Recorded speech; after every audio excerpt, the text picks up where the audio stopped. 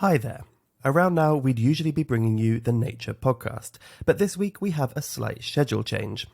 In its place, we have the latest episode of Nature Hits the Books, the show where we sit down with authors and dive deep into their science books. Never fear, the Nature podcast will be back as normal in the usual time slot next week. For now, though, enjoy the show.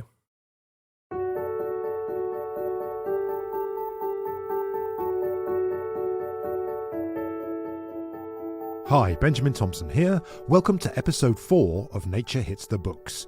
In this episode, I'm joined by Athene Donald, an experimental physicist at the University of Cambridge here in the UK.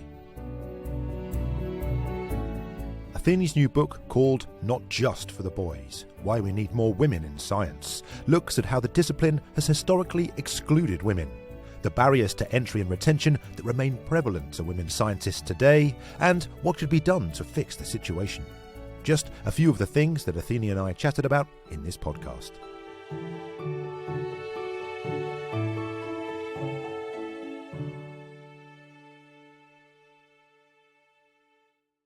Athene, thank you so much for being on the show today. Hello, I'm so glad to have a chance to talk about the book. So, chapter 1 of your book is called What's the Problem?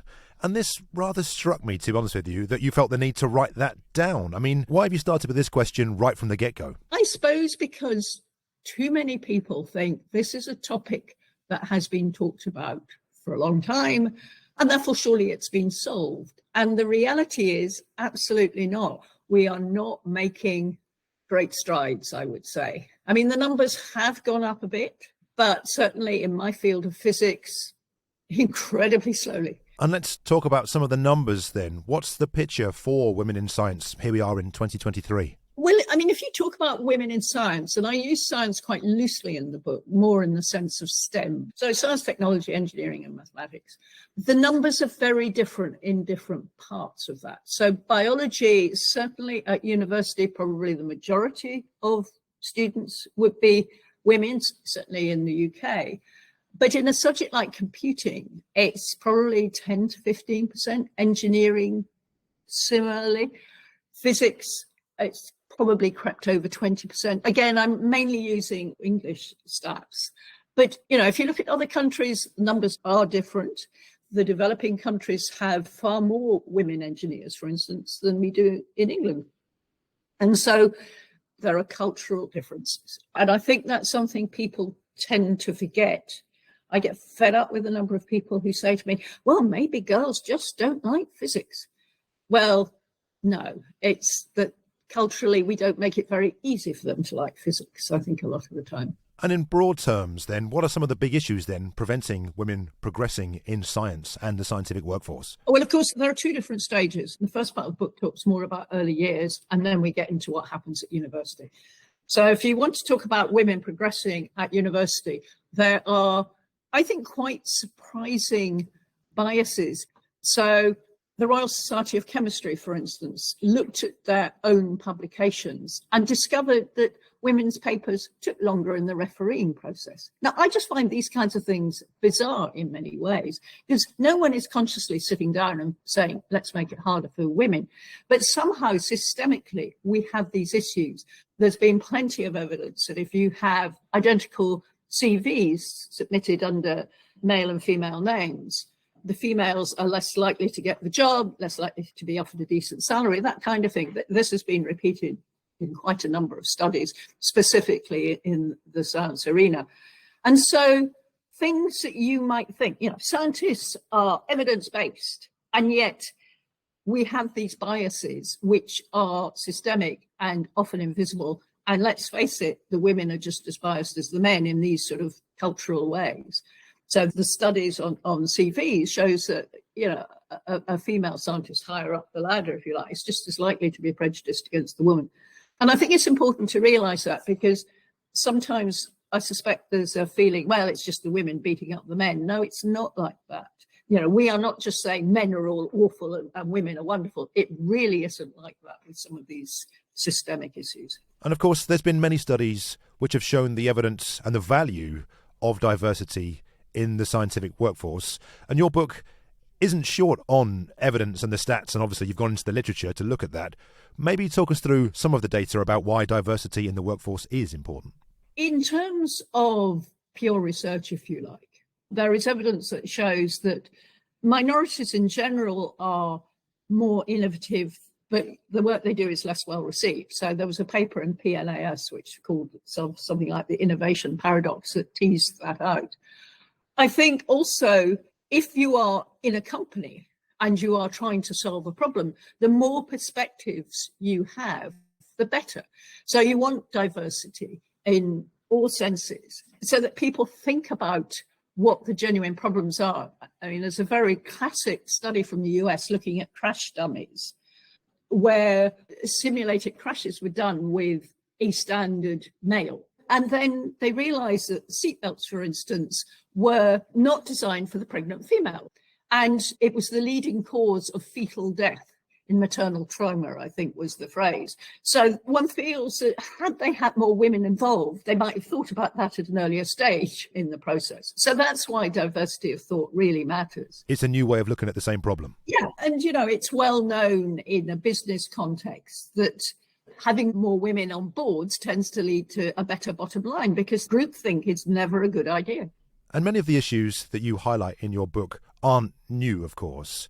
And you start off really taking a look back at some of the early women scientists and things that they were up against. And I will say it's not a huge list. You've got Hypatia in 4th century Greece, and then seemingly quite a big old gap until maybe the 1600s, the early to mid 1700s.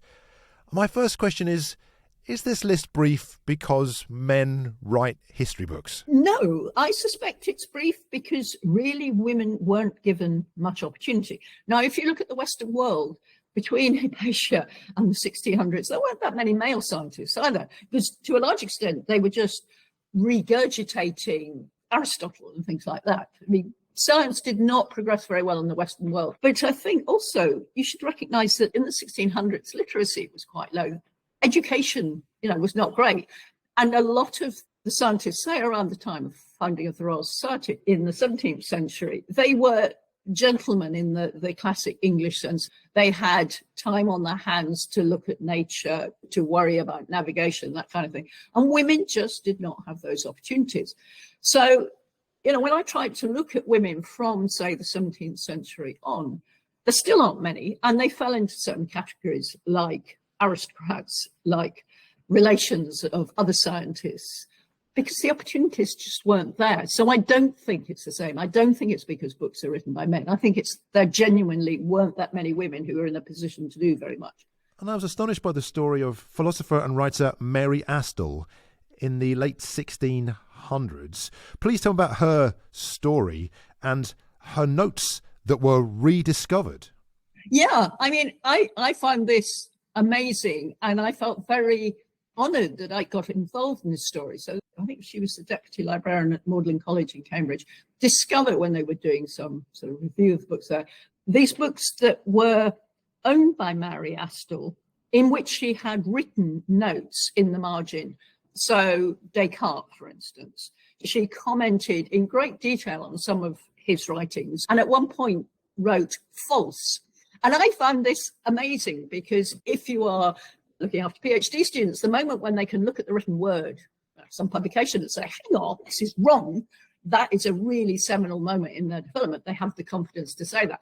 So here is this woman who is well known as an early feminist and a philosopher. No one had thought she'd done much about science. And she was commenting on this. It was a book written in French, I think. And, she was translating into English at points, doing diagrams. The marginalia, absolutely fascinating.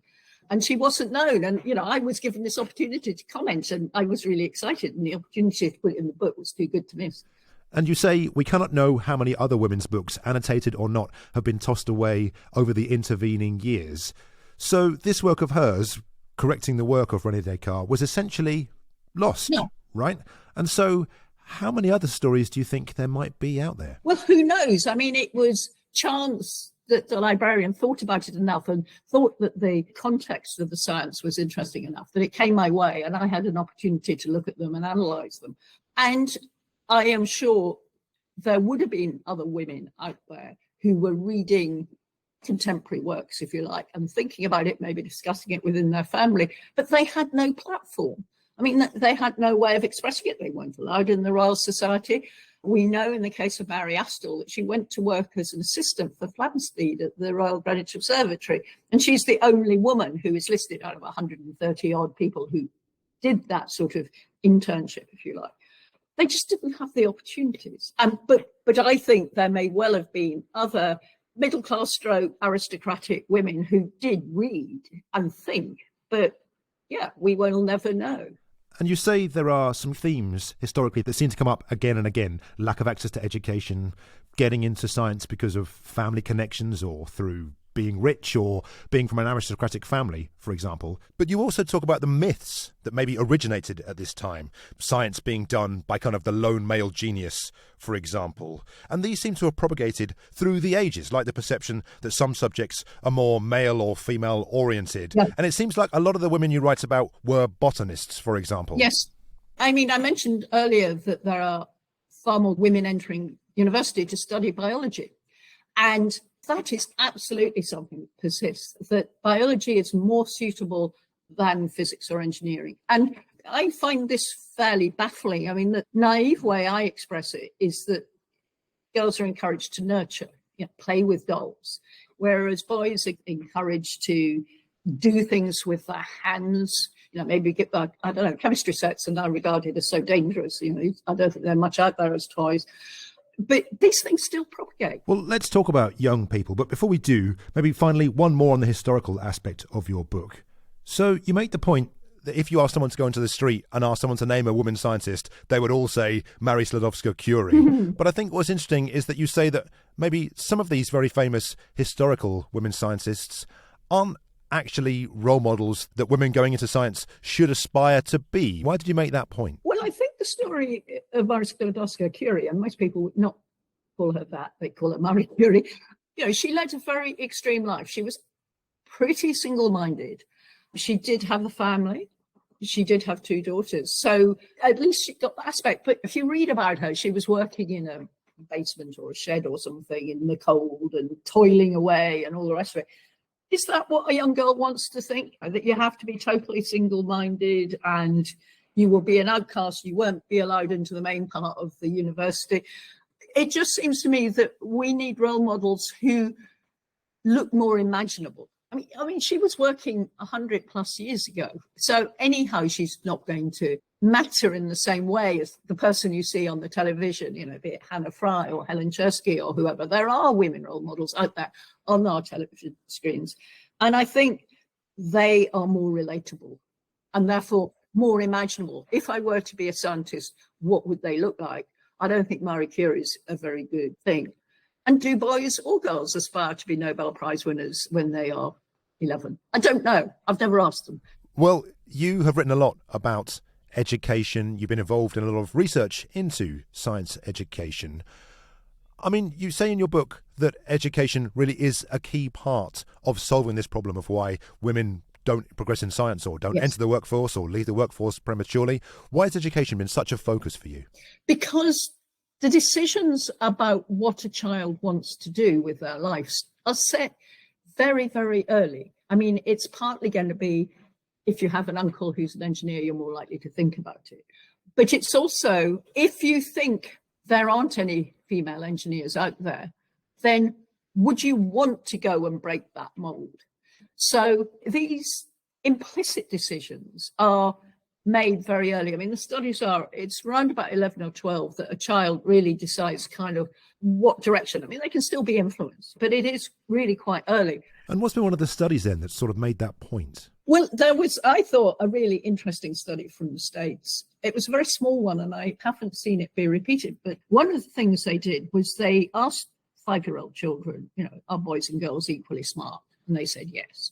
But by 6 or 7, the girls were saying, oh no, boys are smarter than girls, which is pretty terrifying. Really early that these things set in. And goodness knows what messaging are they getting from the world around them that makes them think like that.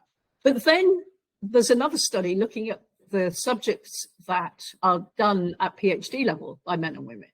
And there was a clear trend that the more people associated brilliance, which you can translate as smartness, if you like, the more people associated brilliance with that subject, like economics, like philosophy, like physics, where people believe you have to be intrinsically brilliant to do them, there were very low proportions of women doing those subjects. Where in a subject like biology, where that association with brilliance was not made, the numbers were much closer to parity. So you've got girls at 6 and 7 deciding that boys are smarter than them. And then you've got the idea that you have to be brilliant to do physics. And you can see that there is a correlation. Is there causation? You know, no one's proved that, but there is the concern that girls are thinking, oh, you have to be really smart to do. I mean, maths is another subject. You know, you have to be really smart, something intrinsic about you in order to be able to do maths. You're going to walk away from the subjects that you feel fearful about, I guess. And I guess that speaks back a little bit to the historical myth of the lone male creative genius, do you think? Yes, and that is absolutely not how science is done by and large these days. Most stuff is done in teams, sometimes really large teams like CERN, for instance. And you know, you're not just going to sit in a corner and come up with a solution to the climate crisis, are you? So what are some of the things you'd like to see changed in the education system then? I mean, you're talking about here in England, yes, where you and I are sitting now, yes, but what are some of the things you'd like to see changed, and how could they help with progressing girls into science or further into science? In our schools, I think we need to make it much clearer that in the classroom, we have to do less gendering, if you like. I spoke to a member of parliament yesterday, as it happens. So she's a representative, she's a former physics teacher. And she was saying, you have to work at encouraging the girls in, not letting the boys dominate a practical class or something. You have to work to give the girls confidence. But if you just assume that the boys are going to be able to do it and the girls aren't, because that's how you've been brought up to think, then you're going to reinforce that message. So I think our teachers have a key role. Our head teachers have a key role to play because, you know, if you look at who's studying English at university, it's massively female. That's just as damaging. We are deterring boys from doing certain subjects. Psychology is another one, which is overwhelmingly female. So our schools have to move away from this idea that there are girls' subjects and boys' subjects. So that, I think, is a key thing. But if you look, say, at textbooks, I know there was an analysis from the States about chemistry textbooks. I think this was probably a first-year undergraduate text, but they showed just how few examples of women scientists turned up. You know, it's the same thing. The messaging that children receive is that there are boys subjects and girls subjects. So everywhere you look, you've got to try and eradicate it. And I fear that people say, oh, well, there are no fundamental barriers, which of course is true, but don't realise they're implicit barriers. And once you get out of the education system, of course, there are still many, many roadblocks that you write about. Social expectations, unconscious and systemic bias. And some of these can be quite subtle and insidious. Well, it happens. And some of it is still quite subtle. The idea that a woman who's done most of the work isn't the first author on a paper, for instance, isn't sent to a conference. Or if she is sent to a conference, she gets more hostility from the audience. And that's something that can be very bad for self-confidence. And let me tell you a story, which isn't in the book, but when I was an early career researcher, I went to a conference in the States and there was this guy in the audience who just consistently interrupted me. And I found it really very sapping. It was a chap about my age. And it knocked my self-confidence. And for a long time, I sort of remembered this and thought, what did I do wrong? And many years later, we were both at the conference. I mean, so 40 odd years later, and he came up to me and he said, do you remember that conference? And I said, yes. And he said, I am so sorry for what I did to you. And I thought, hey, I was really impressed that he was willing to do that. But I think he realized that as a, if you like, a bumptious young man trying to prove himself, he had done that. And I think he'd done it to me as a woman because I was a soft target, and he probably, I don't know, but he probably wouldn't have done it to a man. And yet that arc might have had a conclusion, right? And this person did come and apologise. Yeah. But yet the repercussions of what it did to you, I'm sure, lasted for a very, very long time, right? It's several years, yeah. And you've spoken to a lot of women scientists for writing this book. And it seems like stories like the one that you've told about yourself there are achingly familiar, it seems. What have you heard from the folk you've spoken to? A lot of people recognise the same kinds of problems. So the idea of being talked over in meetings, for instance, that's just such a classic one. The idea of not getting the credit that you feel you deserve. And one of the things that really, if you like, got me into all this, there was this report from MIT in 1999, I think, looking at the status of women in their science departments. And it explained that young women felt supported. But as you moved up the ladder, you found that in the American system, you got smaller labs, you got less funding, you didn't have the same influence, even though objectively you were doing as well as the men. And that was when I realized that some of the things I felt, why am I not being more successful in my arguments in the department about space or allocation of funding or whatever it may be? That's when I realized that maybe it wasn't just that I was lousy at arguing, it was the system. And in many ways, I found that quite hard to take. And I was talking to a mid-career woman just earlier this week. I mean, she's an extremely successful female scientist, who said at the end of reading the book, she felt very sad because she realized things she had thought were just her, were actually the system, and which makes it much harder to deal with. You can always aspire to do better at your science, but if it's the system, then how do you beat it? And I thought, oh gosh, that's sad that that's the effect my book has had on her. But we need to make that clearer, just how systemic these issues are. And there's different issues and stresses for women at different career stages, early career versus mid-career, for example. What are some of the differences there, do you think? Well, I think undoubtedly the fact that if you are a postdoc, you typically are living on 2-year contracts, maybe 3-year, possibly 6 months. The evidence is that women want to have confidence. They've got a secure position, possibly because they want to start a family. So precarity is bad for everyone, but it seems to be particularly bad for women who will say, no, I've had enough of this. And so they will drop out at that stage. I think there is evidence that at mid-career, women are often stuck on the committees that don't matter in the department. I remember at one point I was asked to sit on my university's childcare committee, possibly even chair it. And I said, okay, how many men are on this committee? And they said, none. And I said, no, I won't do it.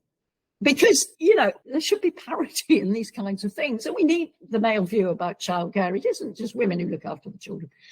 I think we do need to be conscious at every stage that there may be different kinds of barriers. I mean, you've talked there about some of the biases, conscious and unconscious, that can affect women in the scientific workforce.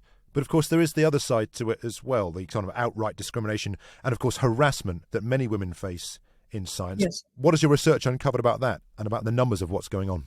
Well, I mean, there was a study about field work in the States, I think, which showed the devastatingly high proportion of women, sort of well over half, who had either been the victim of harassment or seen it happen. And of course, if you're out in the field, you have very little resource. You can't escape, if you like. So that kind of thing is truly awful. And again, it will put you off completely proceeding. I would like to think that harassment at conferences of the kind do come up to my room. We'll talk about this job opportunity further. I would hope that it gone, but I'm not convinced. I mean, I've certainly known people who've had that happen to them. And I think the thing that I find most discouraging is the sense that there is a lot of utterly inappropriate behavior which somehow gets tolerated. There's been all this stuff about we've got to get rid of NDAs when sexual harassment is involved and stuff. And it means it's very hard to know quite how prevalent the problem is. But there is undoubtedly incredibly bad behavior in some quarters. I will say that this is a podcast, Athene, and the listeners won't be able to see it. But for a lot of that answer, you had your head in your hands. Yes, well, that probably sums it up, doesn't it? It is a deeply depressing situation that we know our universities are not necessarily very nice places to work. And I do think that industry, by and large, does a much better job on some of these, what you might call personnel issues. I think bad behavior is tolerated in universities because this person may be the golden boy, and it typically will be a man, who has brought in pots of money, and therefore will look the other way. I think there's too much of that, and I don't think that happens to the same extent in industry. Well, let's flip it on its head then. I mean, you set out the situation, and we know that women leave the scientific workforce for a variety of reasons, which you've laid out. What can be done to fix this? Can this be fixed? I mean, there are so many different places where fixes need to be made. I've mentioned earlier about the classroom, and there's a lot about what happens in early years. In our universities, I think we need to talk about these things. They are talked about. We need to talk about them continually and make sure that the people who are going to solve the problems are not just the women. We need men to recognize their own biases, the way the systemic problems play out in their department, in their grant funding bodies, whatever. I mean, are there any positive examples of institutions that have put things in place that could be held up as a paragon of this is the way to address this, or at least attempt to address this? Well, I think lots of institutions are doing parts of this. You know, I wouldn't be able to pick out any institution and say this has solved the problem, because I think it's not even just within an institution. You know, if we're talking about funders, then that's a totally different institution from where you work, kind of thing. So it is a massive issue across the sector. As I say, everyone's got to do their bit and be willing to. There's this lovely quote, we will have reached parity when mediocre women get jobs just as fast as mediocre men. And I think that, you know, I think that's a great message that, you know, only then will we know we've cracked it. And so you highlight then that there's issues across the board, from education all the way through to funding and everything in between. And it does seem that you're almost making the case that the very enterprise of science needs to be stripped right back and rebuilt from the ground up. Is that a realistic proposition, do you think? No, I mean, I think that's not realistic. But it does feed back into the myths that we talked about earlier, the lone man. If we recognise science is a team effort largely, that would help. So I think there are things that can be done without ripping everything up. But we have to be prepared to move away from incentives we currently have, where just having more money, just having more papers in Nature, if I can put it that way, is not all that counts. Because I think those kind of incentives promote the idea that you have to be doing it for yourself, if you like. You're not necessarily trying to solve problems, you're trying to further your career. And for people listening to this podcast who maybe haven't experienced issues like this, what are some of the practical things that they could do to help improve the situation as it currently stands? It depends what career stage you're at. But if you are sitting on a committee and the woman is constantly being ignored, not the woman, no, let's hope there is more than one woman on this committee. But, you know, if people are dominating, you should be able to step in and say, hang on, I think Anne just said that just now, you know, let's hear what she's got to say. So I think there's that kind of thing. As I've said, if you see bad behaviour, I think people can call it out. I think you can look at your department and see who is progressing. And if it's the white male dude, you know, why? What is it about the system that is favouring one section and not another? I think at early career, the best advice would be to mentor your peers. You know, I haven't talked about mentoring. It's clearly hugely important, but I believe peer-to-peer mentoring is very important too. Because if you look at someone, male or female, and they're being really shy, they're never contributing, they're not pushing their own work, you can help them.